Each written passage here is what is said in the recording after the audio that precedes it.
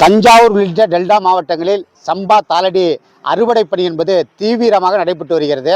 குறிப்பாக அரசு நேரடி நெல் கொள்முதல் நிலையங்களில் குவியல் குவியலாக நெல் தேங்கி இருக்கு.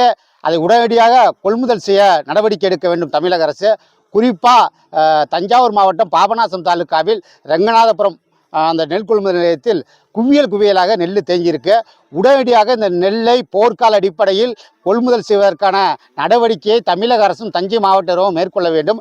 அது மட்டுமல்லாமல் பல்வேறு நெல் கொள்முதல் நிலையங்களில் எடை என்பது கூடுதலாக வைத்து நெல்லை கொள்முதல் செய்கிறார்கள். இப்படிப்பட்ட இடங்களை உடனடியாக ஆய்வு செய்து எடையை சரியான அளவில் விவசாயிகளுக்கு எந்த விதமான பாதிப்பும் இல்லாத அளவில் நெல்லை கொள்முதல் செய்வதற்கான நடவடிக்கையை தஞ்சை மாவட்ட நிர்வாகம் மேற்கொள்ள வேண்டும் என்ற கோரிக்கையை தமிழ்நாடு விவசாயிகள் சங்கத்தின் சார்பாக வலியுறுத்துகிறோம்.